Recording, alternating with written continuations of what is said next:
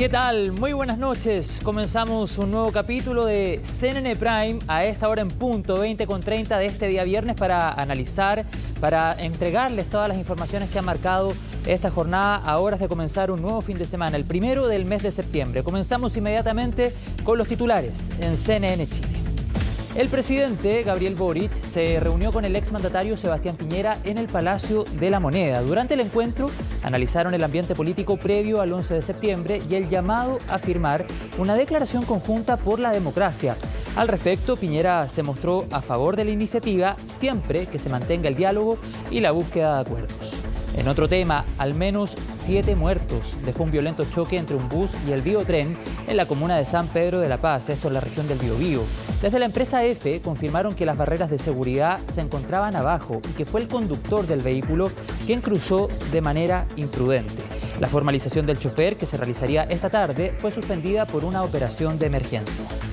En temas internacionales, Hong Kong permanece expectante ante la amenaza del tifón Sao-La. Las autoridades activaron la alerta más alta por primera vez en 5 años ante los posibles efectos devastadores del ciclón. Colegios, aeropuertos, el comercio y también el transporte público fueron cerrados como medida preventiva. Y en el deporte, el Ministerio de Justicia dio 30 días a la NFP para poner fin a los contratos con empresas ligadas a casas de apuestas, los principales auspiciadores de los torneos de Primera División y también de Primera B. El ultimátum de la autoridad fue claro: si la asociación no cumple, podría perder la personalidad jurídica. Todos estos temas y mucho más, aquí comienza CNN Prime en CNN Chile.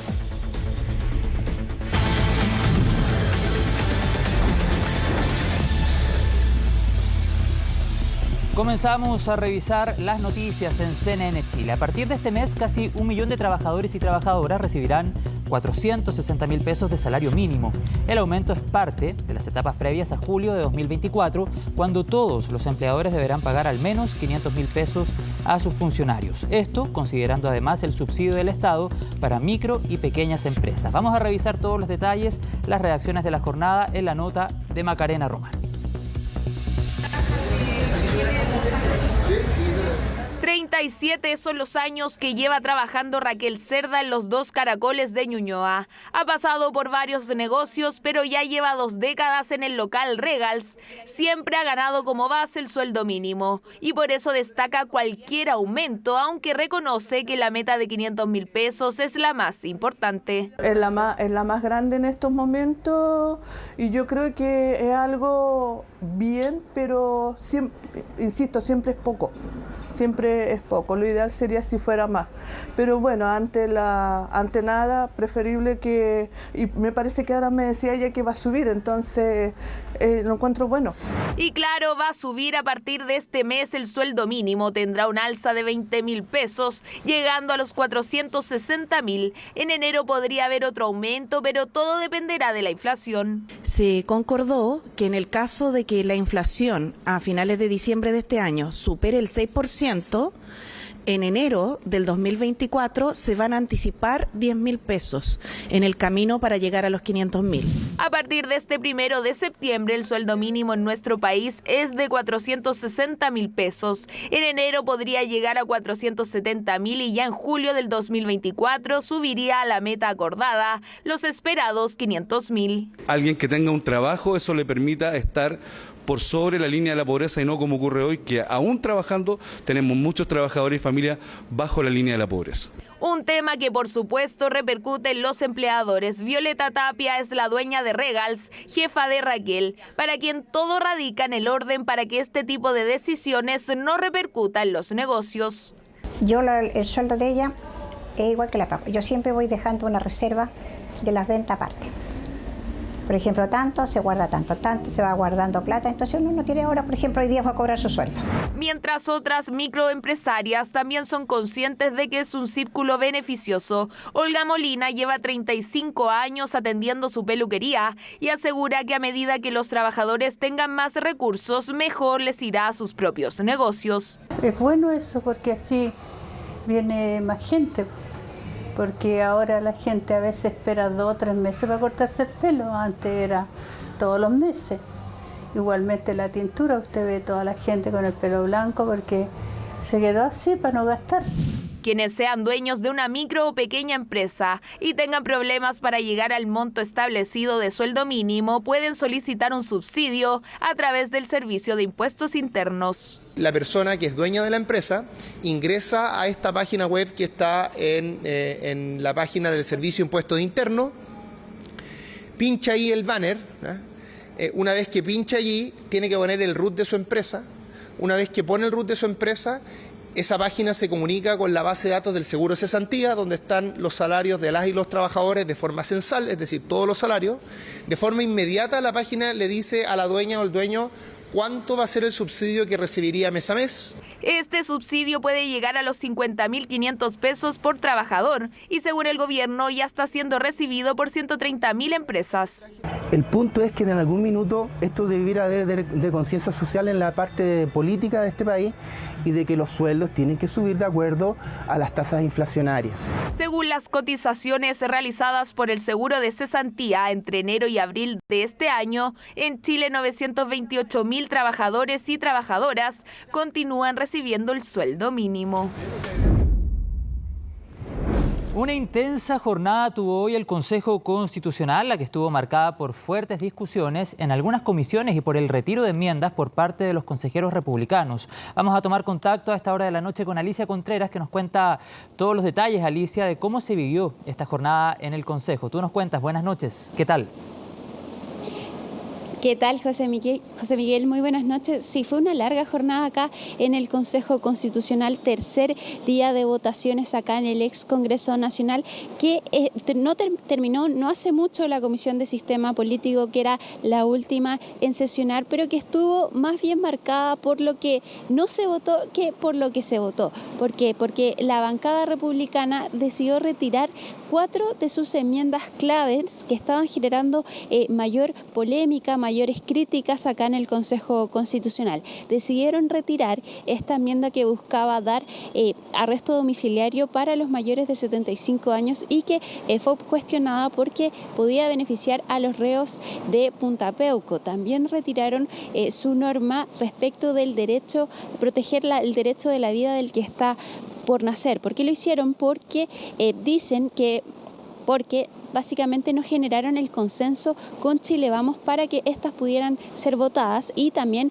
sinceraron que estaban ralentizando la votación acá en el Consejo Constitucional. Lo que pasa ahora no es que ellos dejen de lado estas enmiendas, sino que más bien buscarán nuevos textos de consenso con Chile Vamos. Por ejemplo, respecto de los reos de Punta Peuco, podrían generar una nueva enmienda para que esto quede a la ley. Escuchemos las reacciones que hubo acá tras el retiro de esas enmiendas.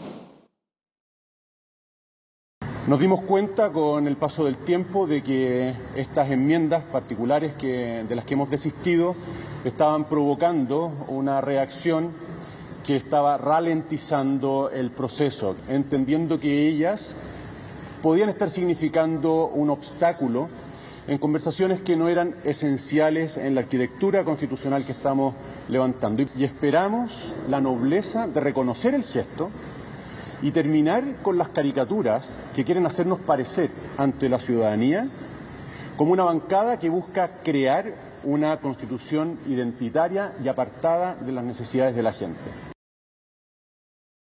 Que la bajada de enmiendas de republicanos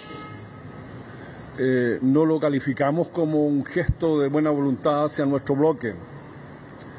Yo creo que es la corrección de un grave error que ellos vienen cometiendo sistemáticamente, porque las enmiendas que bajaron chocan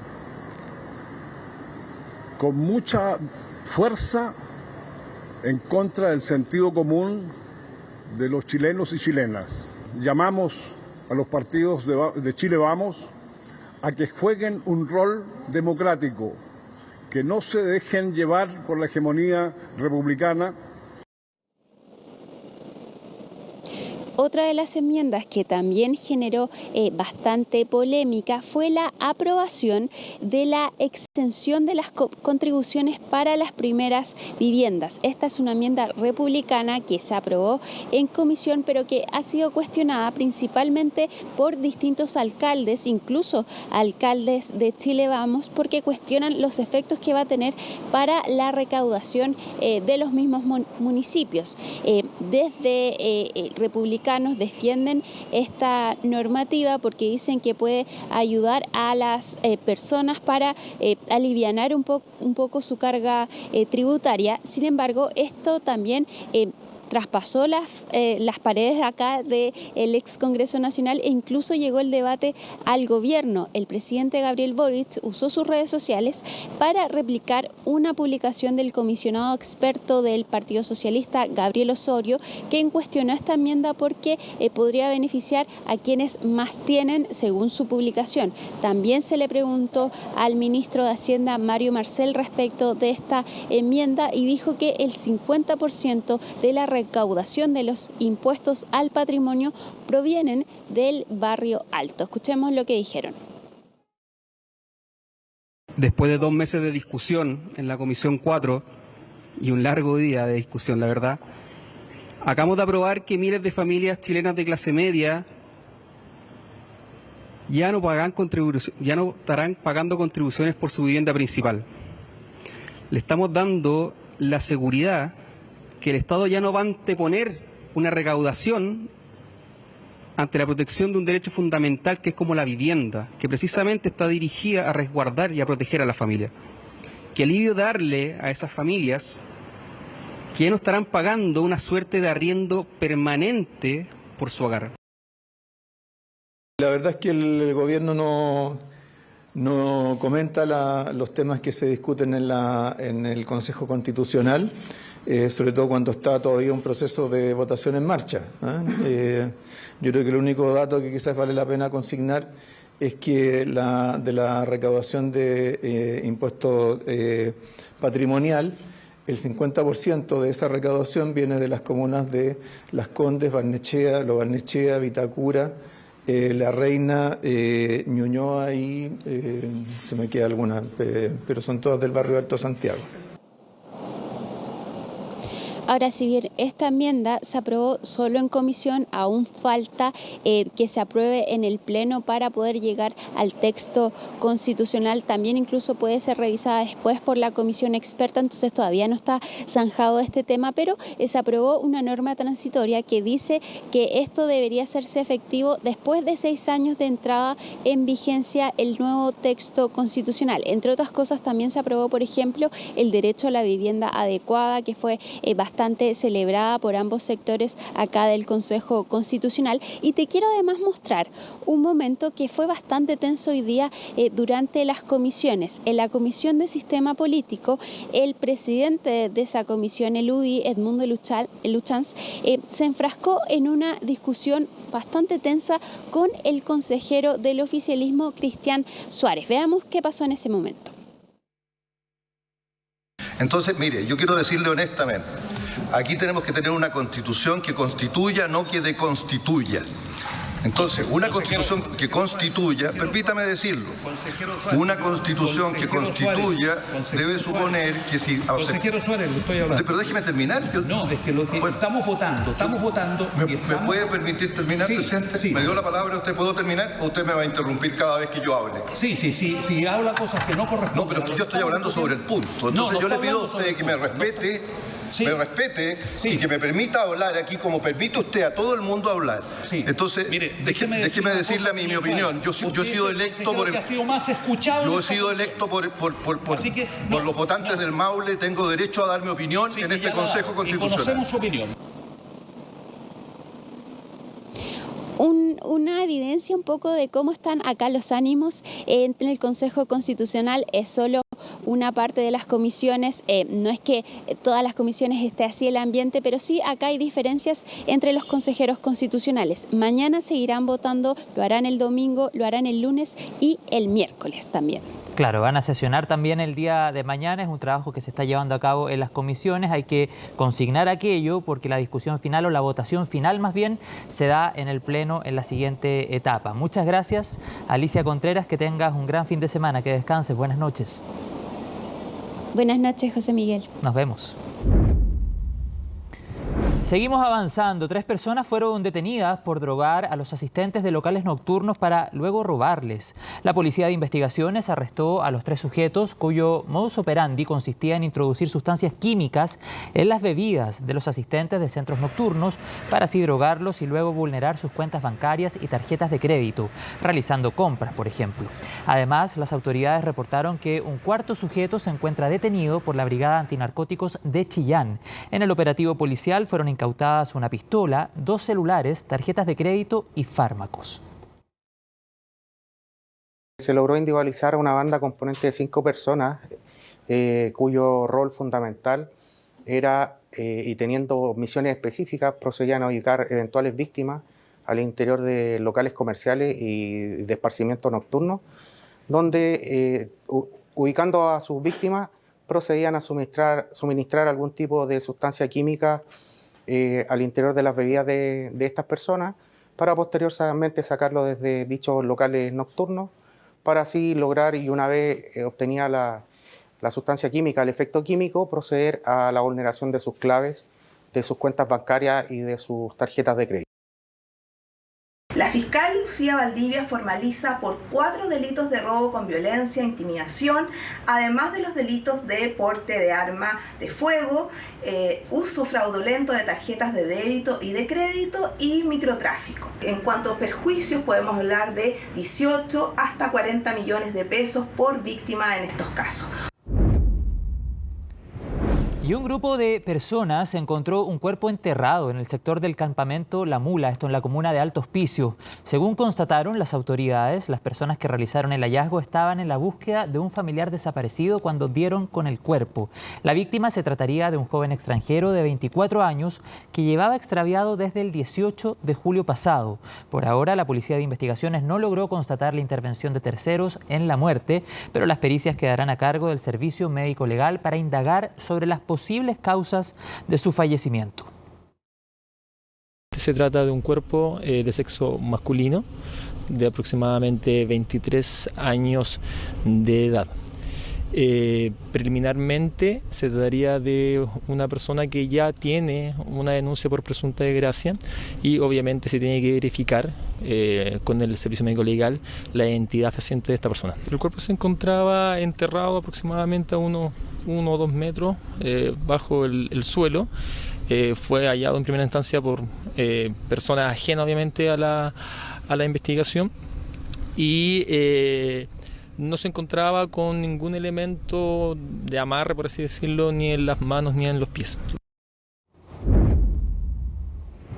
Al menos 7 personas muertas dejó un grave accidente entre el Biotren y un taxibús en la comuna de San Pedro de la Paz, esto en la región del Biobío. Varias personas se congregaron en una velatón para despedir a parte de los fallecidos. De todo esto nos cuenta a esta hora de la noche desde la región del Biobío, desde Concepción, Felipe Hernández. ¿Cómo está, Felipe? Muy buenas noches. Hola José, ¿qué tal? Muy buenas noches. Efectivamente, nos hemos mantenido aquí en la comuna de San Pedro de la Paz, en la región del Biobío, donde lamentablemente en sectores muy cercanos al lugar donde estamos en este momento se registró un hecho dramático, trágico en la jornada del día de hoy. Estamos hablando de este fuerte impacto entre el Biotren de Concepción y este microbús que trasladaba 18 personas y de las cuales tras este fuerte impacto, terminan falleciendo 6 personas en el lugar y una posteriormente en un centro asistencial. Estamos hablando de 7 personas en total. El resto se encuentran con diversos tipos de lesiones. Estamos hablando desde lesiones leves hasta lesiones graves, incluso con riesgo vital. Quiero invitarlos a que revisemos unas imágenes que vamos a mostrarles respecto respecto de esta velatón que se está desarrollando a las afueras del Liceo Particular Los Andes, ubicado justamente en el sector de San Pedro de la Paz, para poder entonces recordar la memoria de dos de los profesores que lamentablemente perdieron la vida en este accidente ocurrido en horas de esta mañana, minutos antes de las 8 de la mañana, donde Esteban Briceño y Claudia Llévenes iban al interior de este microbús y que lamentablemente terminan siendo parte de las víctimas fatales de este accidente de tránsito.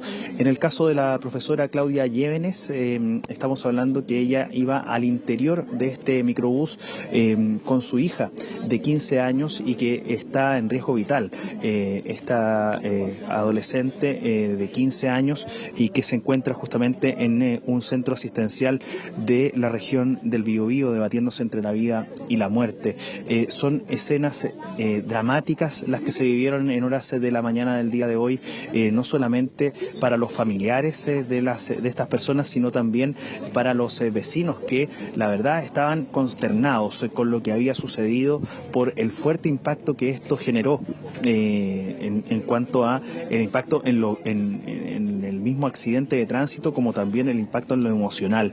Estamos hablando que hace algunas horas ya se pudo confirmar las identidades de estas 7 personas. Hay que señalar que dentro de las 7 personas fallecidas hay una de estas personas que todavía no es posible de poder identificar. Es una mujer, es una persona de sexo femenino, como les señalaba, y todavía está en calidad de NN, pero las identidades de las personas que ya han sido confirmadas como fallecidas son Soledad del Carmen Rioseco Marín, Esteban Andrés Briceño, Marcela Viviana Díaz Lagos, Pablo Andrés Figueroa, Bárbara Camila Bustamante Rabet.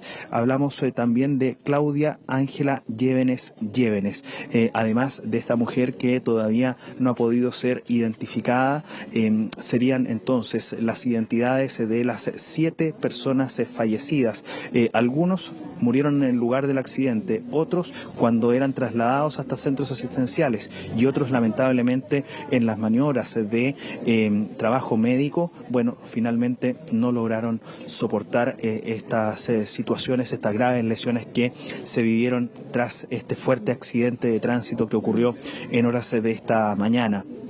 Hay que señalar que esto es un accidente tipo que hay que analizarlo también desde el punto de vista de la física también, porque el impacto que se produce es debido a la imprudencia de este conductor de este microbús. Al menos así se ha señalado, producto de que una imagen de una cámara de seguridad que está puesta en el sector de el cruce mismo de el cruce Boca Sur, que ahí se muestra en esa imagen. Nosotros no hemos podido tener ese registro, pero sí lo tiene en su poder el Ministerio Público, y se puede percibir entonces el momento en el que la barrera está abajo y este chofer del microbús decide de todas maneras seguir circulando y avanzando sin tener ningún tipo de prevención de que venía el biotren cruzando a ese mismo momento.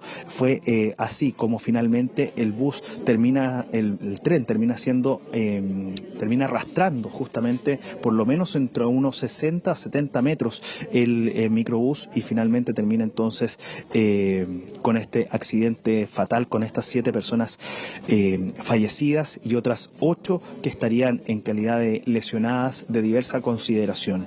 Nuestra compañera Valentina Nieto estuvo trabajando justamente haciendo un resumen de lo que ha sido esta jornada lamentable aquí en la región del Biobío, donde además la comuna de San Pedro de la Paz ha decretado 3 días de duelo comunal, días de duelo que comienzan a partir del día lunes, y donde además se esperaba que se pudiese formalizar al chofer del microbús. Sin embargo, en horas de esta tarde se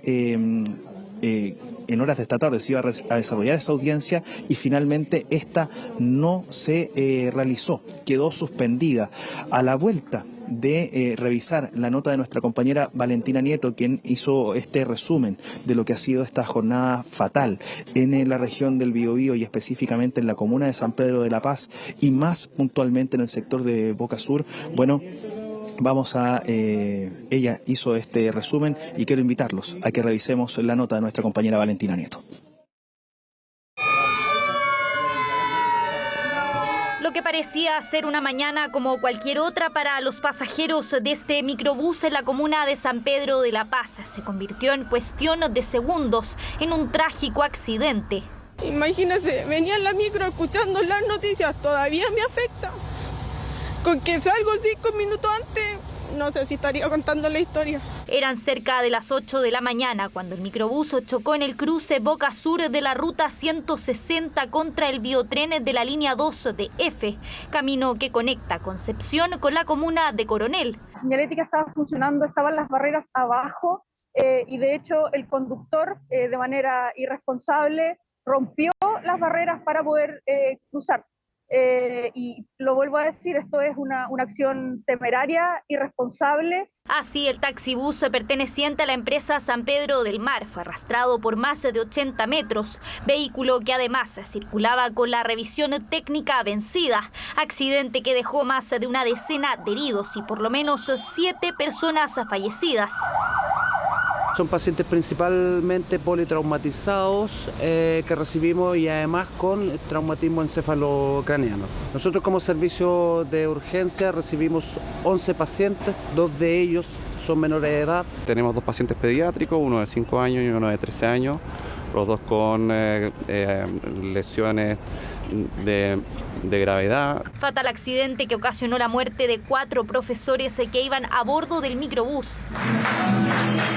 Se trata de Esteban Briceño y Claudia Llévenes, ambos docentes del Liceo Los Andes de San Pedro de la Paz. Junto a ellos se encontraban también las profesoras Bárbara Bustamante y Marcela Díaz del Colegio Nahuel Buta de la misma comuna. Queremos hacer llegar a las profesoras y profesores de la región del Biobío nuestro más sentido pésame por la lamentable situación que hemos sabido y que nos hemos enterado esta mañana, que hoy día enluta a la familia magisterial del Biobío, pero también de todo el país. La mayoría de los conductores de la línea San Pedro son unos responsables y que me perdonen la palabra que voy a usar, criminales. Violento choque que lutó no solo a las comunidades educativas. La comuna de San Pedro de la Paz decretó 3 días de duelo comunal, accidente que puso en tela de juicio las condiciones de seguridad de la línea férrea en esa zona. Nos hacemos cargo de este llamado que estamos haciendo hace ya varios años a poder mejorar la conectividad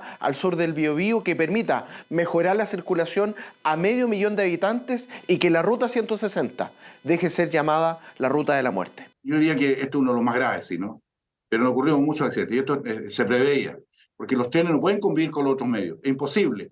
Mira lo que estamos llegando, tienen que ocurrir estas cosas, me parece a mí una indolencia absolutamente de parte del Estado. Pero las dudas también se han instalado sobre el alcalde de San Pedro de la Paz, luego que se revelara que el jefe comunal sería dueño del 33% de la empresa de buses involucrada. Los vecinos, en tanto, piden que el tránsito del sector pueda ser modificado. Si usted ve aquí en esta vía, salen vehículos en cuarta fila y a veces hasta sobre la vereda.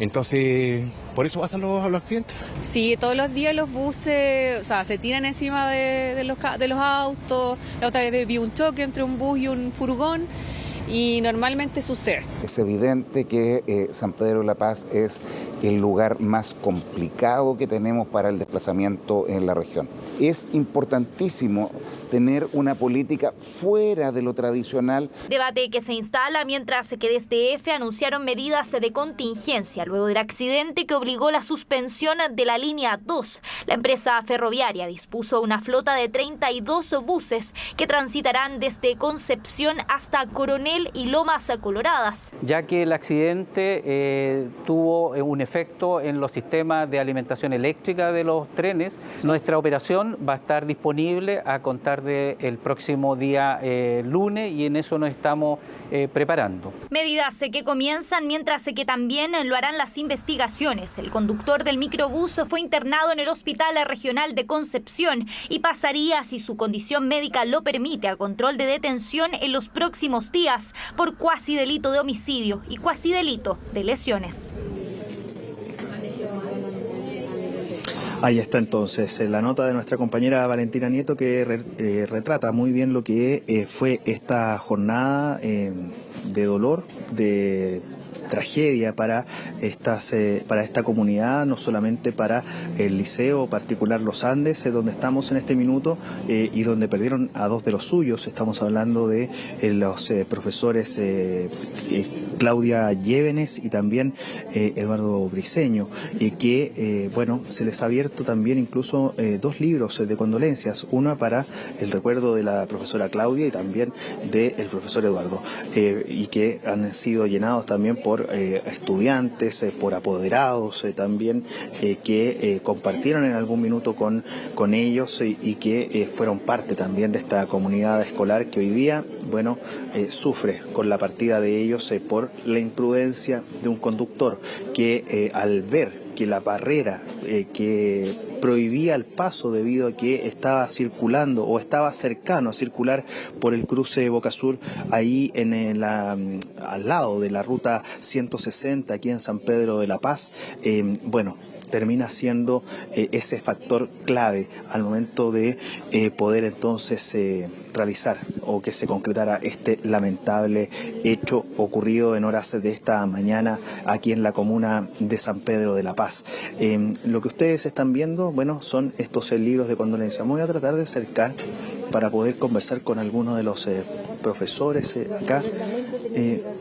Disculpen, ¿podré molestarla un poquitito? Estamos en vivo para CNN Chile. ¿Es para...? ¿No?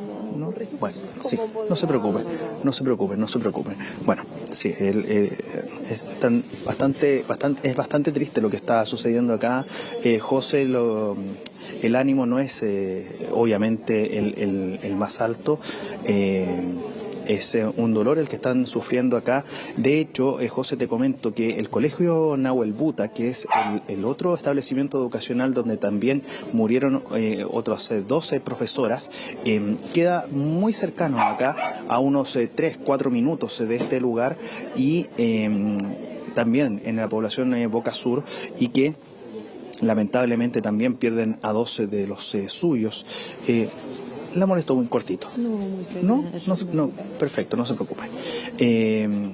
Y que lamentablemente también perdieron a 2 de los suyos. El tema de la profesora Claudia Llévenes, ella tiene también a su hija en riesgo vital. Su hija tiene 15 años también. Iba al interior de ese microbús en el que se produjo y que tuvo justamente su conductor. El conductor de este microbús tuvo la imprudencia de pasar por... considerando que estaba la barrera de prohibición del paso por la presencia del tren, bueno, de todas maneras decidió pasar tan solo y no respetar esa barrera, y generando toda esta macabra consecuencia que se vive en este minuto aquí en la comuna de San Pedro de la Paz. José, nosotros vamos a permanecer hasta la jornada de mañana, donde al menos podrían haber novedades respecto de la entrega de los cuerpos a sus familiares de estas 7 personas fallecidas, o al menos 6 de ellos los ya identificados. Todavía, como te señalaba en un comienzo, todavía no se sabe de la identidad de esta mujer, la cual no ha podido ser identificada aún, pero lo cierto es que son 7 las personas fallecidas de este accidente de tránsito, y 8 se encuentran con diversos tipos de lesiones, desde leves hasta graves e incluso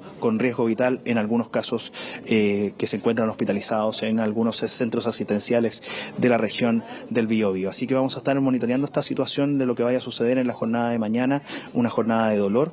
Hay que recordar, la comuna de San Pedro de la Paz se encuentra con 3 días de duelo comunal. Es una jornada muy dolorosa, Felipe, producida por una actitud imprudente, irresponsable, así lo catalogaba también, lo veíamos en la nota de Valentina Nieto, la delegada presidencial de la región de El Biobío, consignar que la formalización del conductor de este vehículo fue suspendida, ya que él deberá ser operado, por lo tanto va a ser reprogramada cuando su estado de salud permita que pueda ser formalizado. Sin lugar a dudas, Felipe, es una jornada muy triste, muy dolorosa. Nos imaginamos también que los funerales de las 7 personas fallecidas van a ser multitudinarios, ya que las muestras de cariño, al menos hasta ahora, han sido muy masivas, Felipe. Sí, lo más probable, José, que sea así. De hecho, todavía no se sabe a ciencia cierta cómo van a ser incluso los velatorios, porque no se descarta que puedan ser solicitados también los mismos establecimientos educacionales, por ejemplo, en el caso de los profesores que fallecieron en este accidente, que puedan ser velados también al interior de los establecimientos educacionales. Bueno, todo eso lo vamos a estar conociendo ya en la jornada de mañana, cuando puedan entonces ser entregados tal vez mañana. Eso hay que ponerlo sobre la mesa también. Es un condicional. Podría ser que sean entregados en la jornada de mañana. Todo va a depender de las pericias que se realicen por parte de los peritos del Servicio Médico Legal. Y vamos a estar muy pendientes a aquello. Felipe Hernández, desde la región de El Biobío, con toda la información a esta hora de la noche y las grandes y masivas muestras de cariño que han llegado precisamente hasta ese lugar para despedir a las 7 víctimas de este accidente que se produjo durante la mañana de este día viernes. Muchas gracias, Felipe. Quedamos en contacto. Así será. Nos vemos, José. Que esté muy bien. Nos vemos. Tú también.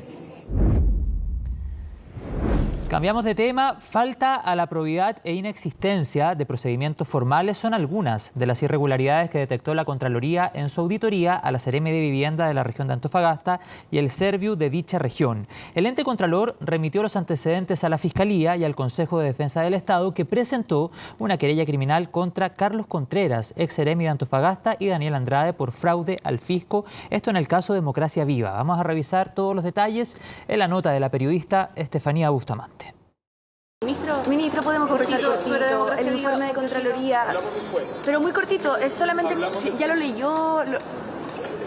Era el tema obligado en La Moneda, incluso a los pocos minutos de conocerse el informe de la Contraloría sobre el caso Convenios. Me contaban, en esto no tengo la certeza, así que puede que me equivoque en algún detalle, pero que estaba el Contralor de la República. Incluso en la cena anual de la minería, el gobierno estaba al tanto del reporte que revisó todos los convenios entre 2020 y 2023. Así, la Contraloría detectó varias irregularidades en fundaciones como Democracia Viva, que firmó 3 convenios con la Seremi de Vivienda en Antofagasta.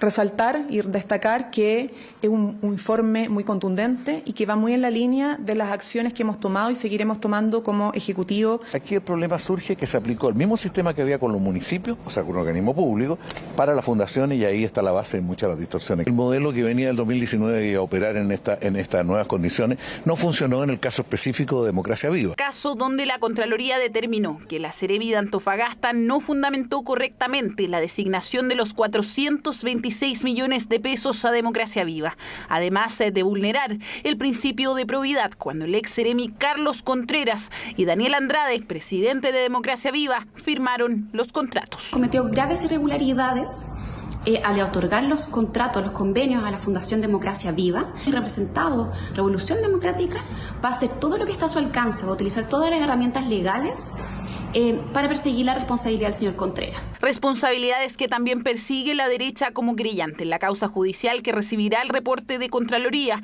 antecedentes que también detectaron la contratación de al menos 12 personas con recursos de los campamentos para trabajar en los servicios del MIMBU. No basta la autocrítica del ministro Monte.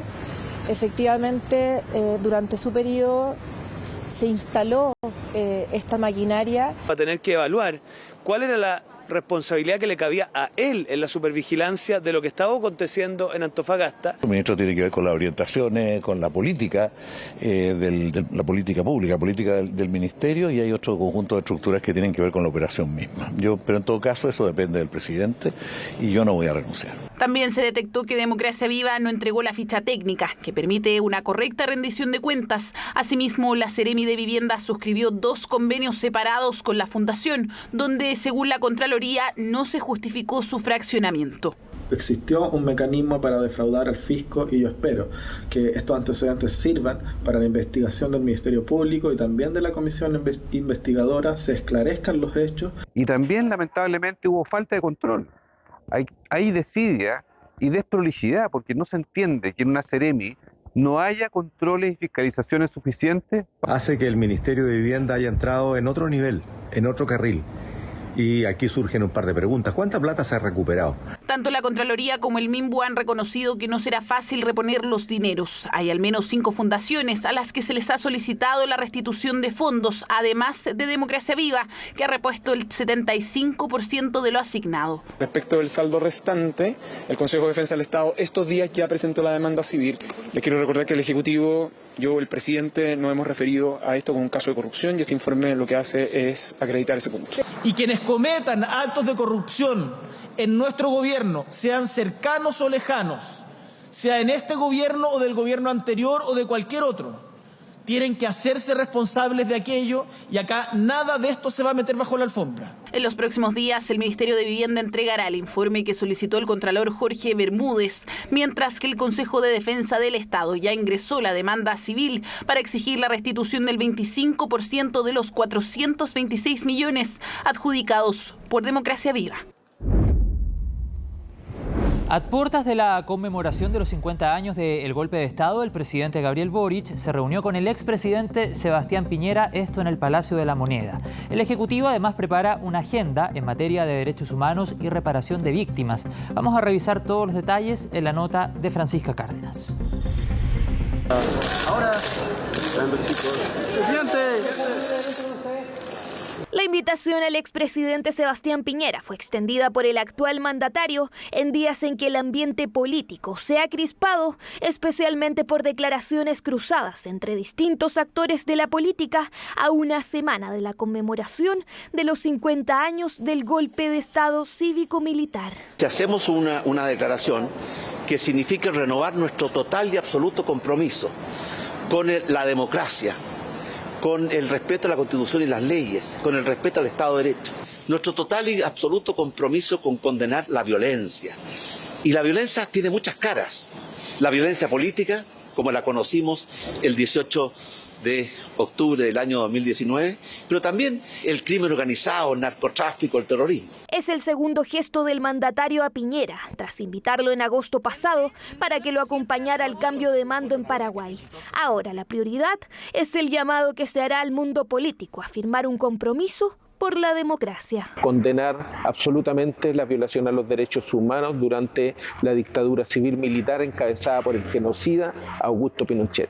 Segundo, que haga un mea culpa en relación a las violaciones a los derechos humanos que él cometió durante su gobierno. Me parece muy positivo este acercamiento entre el presidente Boric y el expresidente Piñera para buscar puentes de diálogo que permitan alcanzar los acuerdos que requiere nuestro país. Antesala del 11 de septiembre marcada por tensiones entre el gobierno y la oposición, un clima eléctrico, según lo calificó el mismo presidente Boric. Antepone el interés general y de largo plazo a los conflictos que son más coyunturales, más inmediatos. Yo creo que eso es lo que lo inspira y por eso es que está haciendo estos esfuerzos. Lo que sucede es que si el presidente quiere lograr un acuerdo transversal, ojalá le ponga mucho empeño en los días que quedan a no generar más controversia artificial como la que se ha generado por su parte en los últimos días. Lejos quedan las críticas durante la campaña presidencial y también cuando era diputado. Que el presidente Sebastián Piñera responda ante tribunales y ante el Congreso mediante la acusación constitucional. El expresidente Piñera aseguró además que durante el estallido social la izquierda no fue respetuosa con la democracia, validando y apoyando la violencia con intenciones de derrocarlo. Hay que hacerse la pregunta si es que las acusaciones constitucionales pueden compararse con un golpe de Estado.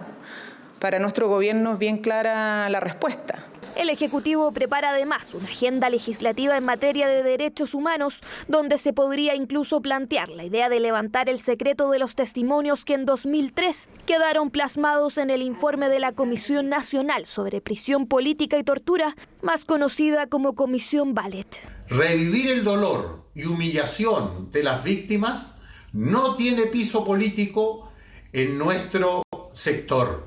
Hasta ahora yo veo que todos los argumentos dicen que hay que respetar la confidencialidad, sin que eso signifique que la justicia busque y avance todo lo que pueda. Durante la próxima semana, el presidente podría sostener reuniones con otros exmandatarios como un intento de marcar hitos que estén a la altura de lo que será el medio siglo desde el quiebre de la democracia. Y una grata sorpresa fue la que dejó este viernes el IMASEC de julio, no solo porque mostró que la economía chilena se expandió en ese mes, sino porque lo hizo mucho más de lo que se esperaba. Orlando Silva nos explica qué proyectan los especialistas para los siguientes meses. Alza de 1,8% respecto al año pasado y de 0,3% sobre junio. Ese fue el positivo y sorpresivo desempeño de la economía chilena en julio. Una cifra que no estaba en los planes de nadie, pero que es bienvenida por todos, especialmente por el equipo económico del gobierno, que luego de 5 meses seguidos de contracciones, zafó de caer en la temida recesión técnica. El que haya una cifra positiva no es tan sorprendente, lo que es más sorprendente es que sea de una magnitud importante. Muy por encima de lo que esperaba el mercado. Y ratifica nuestras expectativas de que este no va a ser un año de recesión, sino que es un año en el cual se completa un ajuste y comienza a producirse la recuperación. Y tan importante como este dato, se ve también un crecimiento respecto al mes anterior, cuando se considera de forma desestacionalizada. Este es un crecimiento tanto considerando toda la economía, como también la economía sin el sector minero, lo que da cuenta de un crecimiento bastante transversal. Pero, ¿qué explica esta sorpresa de un punto porcentual de crecimiento por sobre lo que esperaba la mayoría del mercado? Por un lado, la generación eléctrica subió mucho por la gran cantidad de agua caída este invierno, mientras que en los servicios ayudó el buen desempeño de la educación y la salud. Ahí hay efectos de una semana más de clases en los colegios y también en el mes de julio datos de mayor atenciones de salud. Por el lado de electricidad, gas y agua, donde tenemos mayor sorpresa tiene que ver con la generación hidroeléctrica, que tiene que ver también con las lluvias que hemos tenido este año y eso está permitiendo una mayor generación con esta fuente. Por otro lado, también tenemos una moderación en la caída del comercio que también incidió por mucho tiempo de manera muy negativa en las cifras de IMASEC. Es que salvo la caída del comercio, el crecimiento entre sectores es prácticamente transversal. ¿Cómo toman este positivo dato los especialistas? ¿Puede ser un cambio de tendencia? Aquí las opiniones son dispares. A nuestro juicio, este resultado es un muy buen resultado y debiera tender a moderar las expectativas más pesimistas que hay sobre el desempeño de la economía para este año. Nosotros proyectamos IMASEC positivos, pero no de esta magnitud para los siguientes 2 o 3 meses, pero también puede dar algunos indicios de que la economía ya habría tocado piso durante el primer semestre de este año. En mi opinión, esto no es un cambio de tendencia, no debiéramos esperar crecimiento este año 2023. Todavía esperamos una leve contracción para el mes de agosto, donde lo más probable es que tengamos una leve contracción durante el año 2023. En el mercado local, si bien el dólar bajó con fuerza al conocerse este dato, con el correr del día recuperó la baja y terminó prácticamente plano. Es que este IMASEC tampoco implicaría un cambio en las perspectivas de la tasa de interés, donde las apuestas se mantienen en una baja de 75 puntos base para la próxima semana. 9 de la noche con 17 minutos, nos vamos al estudio de CNN Tiempo para hacer la proyección meteorológica pensando en las próximas horas y en las precipitaciones que han sido anunciadas durante toda esta semana. ¿Qué tan intensas serán? ¿En qué territorios estarán presentes? Lo revisamos ahora y revisamos precisamente las gráficas pensando en el pronóstico del día de mañana, sábado. Zona centro en la pantalla de CNN Chile a esta hora de la noche, posibilidad de precipitaciones de carácter débil, insistimos en ese punto, desde la tarde-noche de este día sábado en valles como Quillota, también La Calera y otros cercanos, esto en los valles de la región de Valparaíso. Hacia el sector precordillerano, el sector alto de la región de Valparaíso, las precipitaciones podrían ser un poco más intensas. ¿Qué pasa en el puerto de San Antonio, en Viña del Mar, en Valparaíso, en la costa de la región de Valparaíso? La probabilidad de precipitaciones es menor, de aproximadamente 70%. Ya en la región de O'Higgins, los chubascos estarán presentes durante la tarde-noche de este día sábado y se intensificarían un poco, no tanto, hacia la madrugada del día domingo. Vamos a Curicó, Talca, Constitución, el valle y la costa de la región del Maule, predominan las nubes para este día sábado. ¿Hay probabilidad de precipitaciones? Sí, pero este sistema frontal se va a concentrar con mayor fuerza en la región de O'Higgins, la región metropolitana y la región de Valparaíso. En el Maule, posibilidad de precipitaciones de carácter débil. Hacia Chillán, Concepción y Los Ángeles predominan las nubes para este día sábado. Ahí lo estamos revisando, 11 grados en Chillán, 11 en Concepción, 13 en Los Ángeles, muy similar también en Talcahuano. Y vamos a revisar ahora la región metropolitana. Vamos a desplegar en el estudio de CNN Tiempo algunas gráficas que por supuesto, nos muestran la diversidad geográfica de nuestra capital, representado en diferentes comunas que proyectamos a esta hora en la pantalla de CNN Chile. Nos vamos a Curacaví, Melipilla, Santiago, Puente Alto, denominador común, nubes este día sábado. Así amanecerá el cielo de la capital durante el día de mañana. Y los chubascos de carácter débil comenzarán a mostrarse con un poquito de más fuerza hacia la tarde-noche del día de mañana. ¿Alguna posibilidad de gotitas esta noche? Sí, muy pero muy débil hacia la precordillera y el sector oriente de nuestra capital. El sistema frontal del que hemos estado conversando no tiene punto de comparación con lo que sucedió la semana anterior, no estará acompañado de un río atmosférico, la isoterma cero estará a una altura normal, por lo tanto no implica un riesgo mayor, y por otro lado las precipitaciones, si bien tienden a intensificar hacia la tarde del día domingo, no se van a comparar para nada a lo que vivimos la semana anterior. ¿Cuántos milímetros podrían caer en el centro de la ciudad de Santiago? Por ejemplo, 12 milímetros, entre 12 y 15, tal vez 20 hacia la comuna de Las Condes y la precordillera. ¿Qué tenemos para los días que se vienen? Precipitaciones el domingo, ya les contaba, nubes el día lunes y precipitaciones que vuelven siempre de carácter débil el día martes, miércoles y jueves, y que incluso podrían dejar algunas gotitas hacia la mañana del viernes. Todo de carácter débil, así es que importante tener esa información sobre la mesa, tomar las medidas preventivas, pero este sistema frontal no implicaría un mayor riesgo.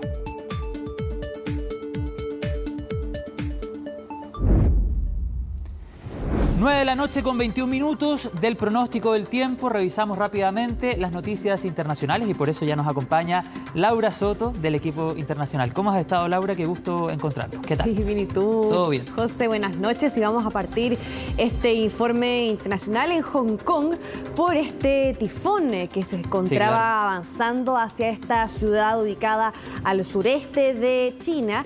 Finalmente lo que sucedió a eso de la medianoche del día viernes, porque recordemos que ya es la mañana del día sábado, lo que sucedió es que, claro, este tifón llamado Saola fue avanzando hacia Hong Kong y llegó a unos 40 kilómetros de distancia, lo que provocó estos efectos que ustedes ven ahí en pantalla: fuertes lluvias, fuertes vientos, inundaciones en algunas partes, se han levantado marejadas ciclónicas también, que es algo que también suele suceder con este tipo de fenómenos. Y lo otro también que es importante es que el Observatorio de Hong Kong, que es el servicio de dicha zona que se encarga de emitir todas estas alertas meteorológicas, emitió una señal de alerta de huracán número 10, que es la máxima señal de huracán que se ha emitido desde 2018, hace 5 años, cuando ahí también en esa época hubo otro tifón que devastó a la ciudad de Hong Kong.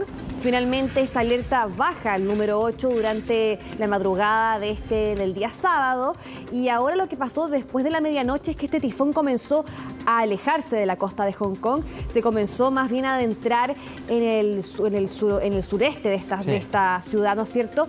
Así que por lo menos ahora ya se ha alejado de la ciudad, pero aún así las autoridades indican que no hay que bajar la guardia, que todavía hay que mantenerse en las casas porque los vientos todavía van a continuar siendo bastante fuertes en las próximas horas. Claro, son imágenes bien impactantes que estamos revisando justamente en nuestra pantalla que nos acompaña en el estudio Laura y que explica las medidas preventivas que tomaron las autoridades con varios días de anticipación, pensando los efectos que podría tener precisamente este tifón. Son evidentes y por supuesto también el llamado de la autoridad local ha seguido a mantener todas aquellas medidas de resguardo.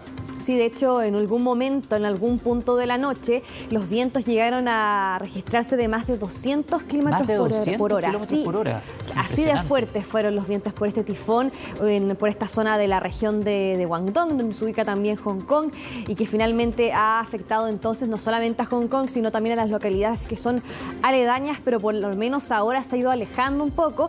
Lo cierto es que se esperaba, de hecho, que este tifón tocase tierra, ya sea la noche del viernes, que ya pasó, pasó o si no la mañana del sábado, pero es algo que todavía no se ha confirmado.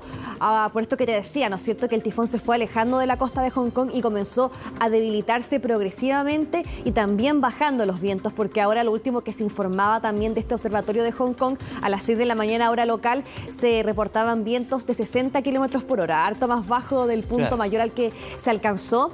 Pero lo cierto es que, claro, también ha dejado un rastro ahí de escombros, de inundaciones, también personas heridas debido a este hecho, debido a este tifón, que afecta entonces a esta zona de China, que no es ajena, de hecho, a este tipo de fenómenos. Ha sucedido otras veces también este tipo de tifones justamente en dicha ciudad. Claro, y hace 5 años, tú nos decías, hubo también una situación muy, pero muy complicada. Es grave esta situación, se han cerrado aeropuertos, colegios, transporte público y así otras medidas han tomado las autoridades. Así, varias medidas también para prevenir entonces una catástrofe mayor debido a este tifón. Ahora vamos a cambiar de tema, nos vamos hasta Ecuador, porque las autoridades del servicio que está a cargo de estas penitenciarías en dicho país ha anunciado de que ya se han puesto en libertad los 57 gendarmes y policías que se encontraban tomados como rehenes en 6 cárceles distintas del país a raíz de motines que han desarrollado los propios reclusos en dichos centros penitenciarios. ¿Qué pasó aquí?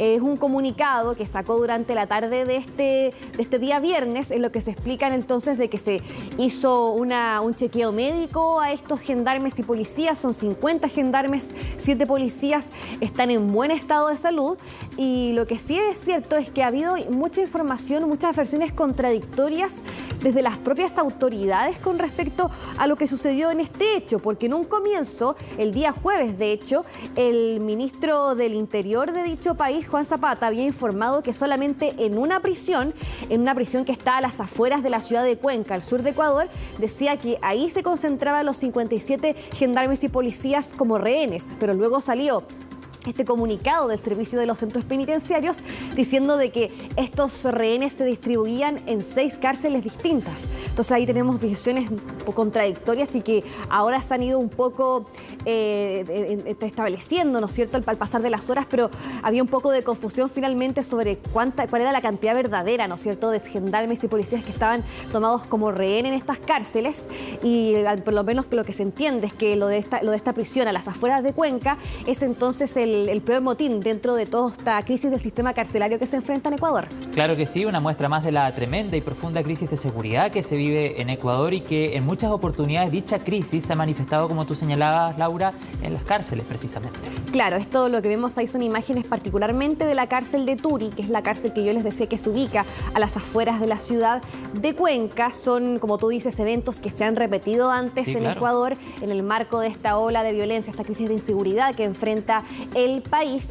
Y también, así para ir contándoles, también para ir cerrando este tema, hubo también otro tipo de 2 explosiones más de estos coches bomba que habíamos visto en Quito, que había informado de hecho nuestra compañera Isel Guerra ayer. Ahora suceden en Cuenca, pero todavía no se ha confirmado de que estos hechos estén relacionados con los motines en las cárceles. Eso no se sabe, pero al menos suceden simultáneamente. Lo que se entiende es que estos motines comenzaron durante el día miércoles y ahí se trasladaron durante todas estas horas, desde el jueves y el viernes, pero también estos eventos de explosiones por coches bombas también han alertado ahí las autoridades, particularmente de Quito y Cuenca. Ahora vamos a cambiar de tema, nos vamos hasta Rusia para mostrarles esta aparición pública que realiza el presidente Vladimir Putin en una región llamada Tver, que está ubicada un poquito más arriba de Moscú, y que fue una visita pública no anunciada, de hecho. ¿Y por qué les cuento sobre esto? Porque no es común ver apariciones públicas de este tipo por parte del presidente ruso Vladimir Putin, en las que se le ve acercándose así a la gente, saludando a la gente, dándoles la mano. Eso no es tan normal, aunque en el último tiempo ya habíamos visto otras demostraciones de este tipo, en el fondo, de Vladimir Putin acercándose a sus simpatizantes. De hecho, hubo otra aparición de este tipo hace unos 2 meses atrás, en junio, en la cual también se veía al presidente ruso visitando también de improviso la región de Dagestán, también saludando a la gente, a los simpatizantes, dándole un beso en la frente a una niña, por ejemplo, lo cual no es común. debido a, por supuesto, que dado el carácter, ¿no es cierto?, de este líder, tiene que proteger también su seguridad, en el fondo, y por lo mismo él no aparece mucho, no hace muchas apariciones públicas de este tipo, pero lo que se podría entender de esto, hay que tener en cuenta que hay elecciones el próximo año en Rusia. Estrategia comunicacional y política. Exactamente, no se ha confirmado que él vaya a la reelección, de hecho se modificó la Constitución para que él pueda ir a la reelección, porque recordemos que él desde 2012, que es presidente de Rusia, hubo un periodo entre 2000 y 2008 que también lo fue, después hubo una pausa, pero ahí después 2012 retomó el poder y ya no podía ser reelecto, pero se modificó la Constitución para que sí pueda.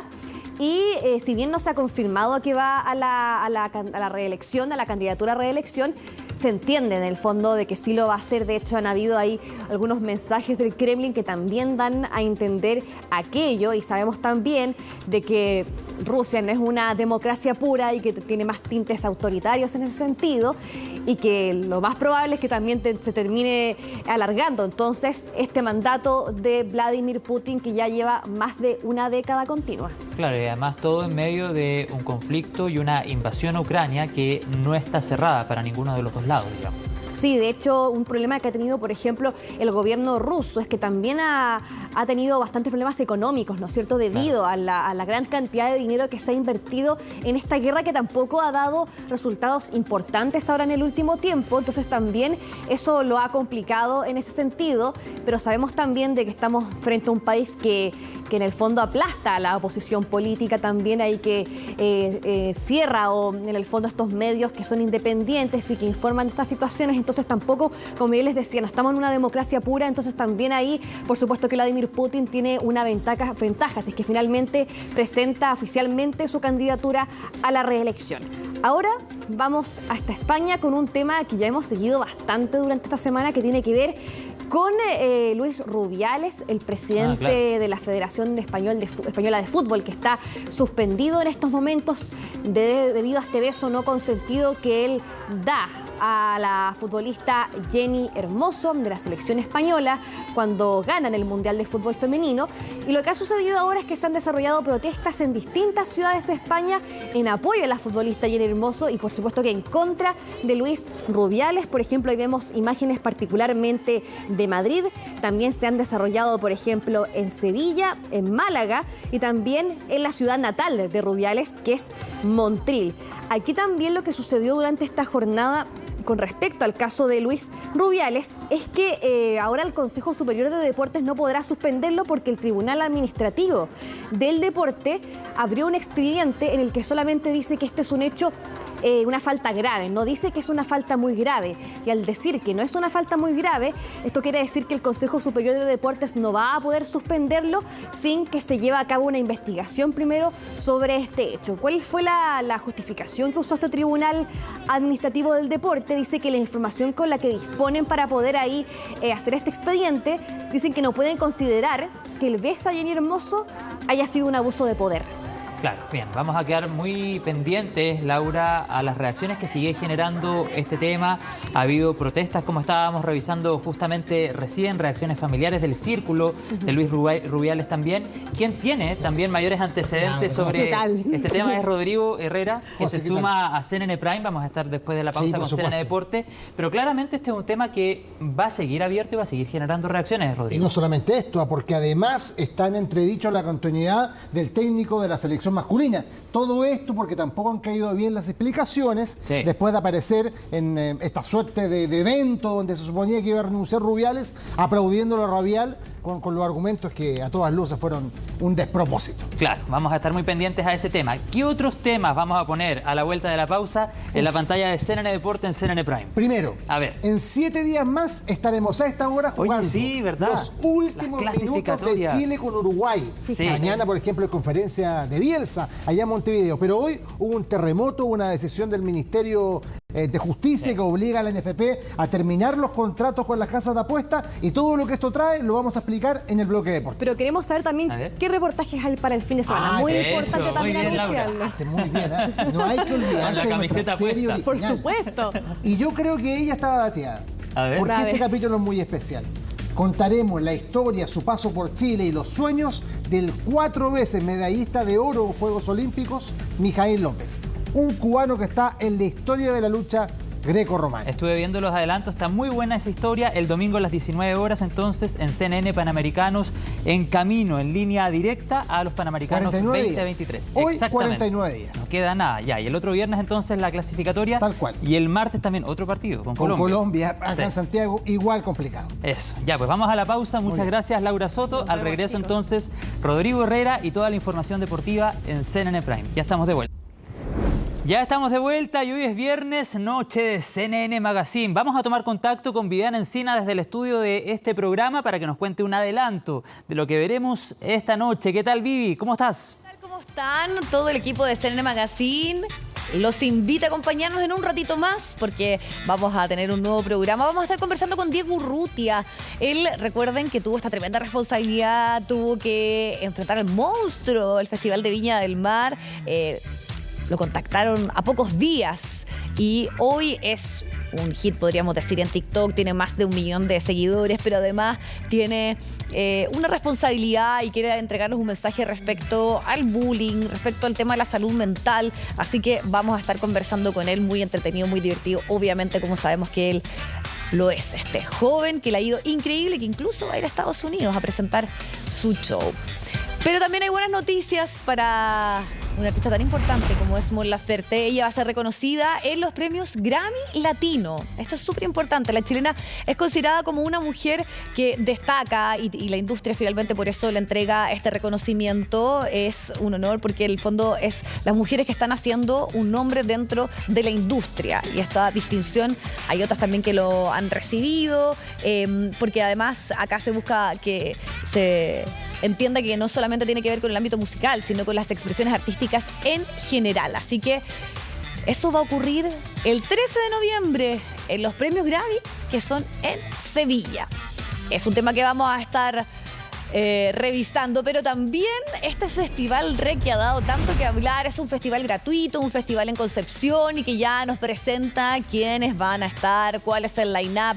Destaca Café Tacuba, Juanes, Candlebox, está Cristina y los Subterráneos, pero además muchos artistas de nuestro país como Francisca Valenzuela, como Camila Moreno, Pedro Piedra, van a estar todos presentes. Esto es en Concepción, este es un evento que ya se había realizado, pero que ahora agarra mayor fuerza todavía. 28 y 29 de octubre, Parque Bicentenario, esto es en la explanada del Teatro Bio Bio, así que también lo invitamos a acompañarnos en nuestro programa donde les vamos a entregar mayores antecedentes de este exitoso REC que vuelve este 2023. Los Bunkers también, una de las noticias de estos días, se van a estar presentando el próximo año en el Estadio Nacional. Es una forma también de cerrar toda esta gira que ellos están haciendo. Esto será el 27 de abril y ya están disponibles pronto. Anote la fecha ahí, los fanáticos, el 5 de septiembre, los tickets. Esto es en Punto Ticket. Y una cosa que es interesante y que ellos han estado también empujando es, por ejemplo, eliminar la famosa y controvertida cancha VIP por los altos costos que tiene, sino que finalmente es cancha, como a la vieja usanza. El que llega primero tiene mejor puesto. Así que es otra cosa destacada también. Y una de las informaciones de esta semana, el concierto ya totalmente confirmado de los Bunkers en el Estadio Nacional y de nuevo también este recinto pudiendo ser parte de los espacios que puede utilizar los artistas, sobre todo los espectáculos musicales. Otra súper buena noticia es que La Memoria Infinita se ha transformado en el documental más exitoso en la historia del cine de nuestro país. Ya en su debut, incluso antes ya con la preventa, batió varios récords y durante su primer fin de semana tuvo una audiencia que llegó a las 50.000 personas que estuvieron presentes disfrutando de esta película que está dirigida por Maite Alberdi, que como ya sabemos nos cuenta la historia de Paulino Urrutia y Augusto Góngora. Es uno de los mejores estrenos de cine chileno desde el año 2018, incluso, escuche bien, porque destronó a Barbie Oppenheimer al vender 17.000 tickets. Esto fue el domingo pasado, el domingo 27 de agosto, así que sigue en cartelera para quienes no lo han visto, pero le está yendo increíble y además que es una película tan necesaria. Tenemos más, porque vamos a contarles un poco de lo último de David Fincher, que está estrenando El Asesino. Este es un thriller dramático, está protagonizado por Michael Fassbender. Acá el realizador de películas, para que ustedes ahí puedan relacionarlo, es quien está detrás del caso de Benjamin Button, también del Club de la Pelea, y nos muestra la historia de un sicario. Esta película está compitiendo por el León de Oro en el Festival de Venecia y también muchos dicen que probablemente pueda estar dentro de los nominados de los premios Oscar, así que viene con muy buena crítica y hay que esperar hasta noviembre para poder ver esta película en el streaming, pero se ha hablado que probablemente va a haber un estreno también en las salas de cine. Bueno, SOS Mamis 2, esta es una comedia. Primero partió como una serie web que se hizo en el contexto de la pandemia, pero ahora ya está disponible en más de 240 países. Es una película donde hay mucho humor, y hay actrices como Paz Acuñal, Loreto Aravena, Tamara Costa, lo estamos viendo en imágenes, así que es una serie que además ya tiene un nuevo estreno en el streaming, esto es en Prime Video, así que aquí también tenemos algún adelanto del éxito que ha tenido esta película. Ahí está entonces, esto es solo parte de lo que usted va a poder disfrutar en algunos minutos más, así que los esperamos acá en CNN Magazine. Nos vemos.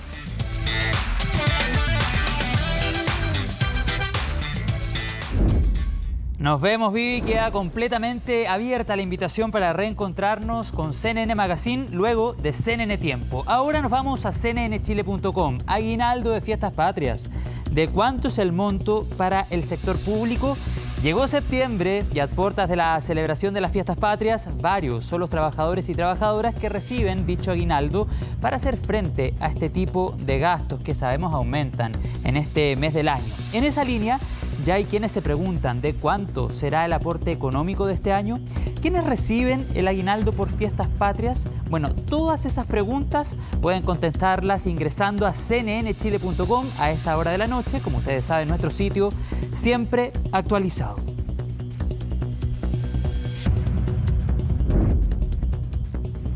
Días de la noche con 7 minutos. Dejamos hasta acá CNN Prime. Muchas gracias por haber estado en la sintonía de nuestro canal. Por supuesto, la invitación es a seguir con toda la programación de CNN Chile. Nos reencontramos en los próximos segundos en el estudio de CNN Tiempo, más contingente que nunca, para actualizar el estado de las precipitaciones en el centro y en parte del centro-sur de nuestro país. Atención, porque hay posibilidad de que dichas precipitaciones incluso lleguen al sur de la región de Atacama. Lo vamos a estar actualizando. Por supuesto, luego de CNN Tiempo viene CNN Magazine. Viernes 1 de septiembre. Así estuvo nuestro país y el mundo. Somos CNN Chile. Buenas noches.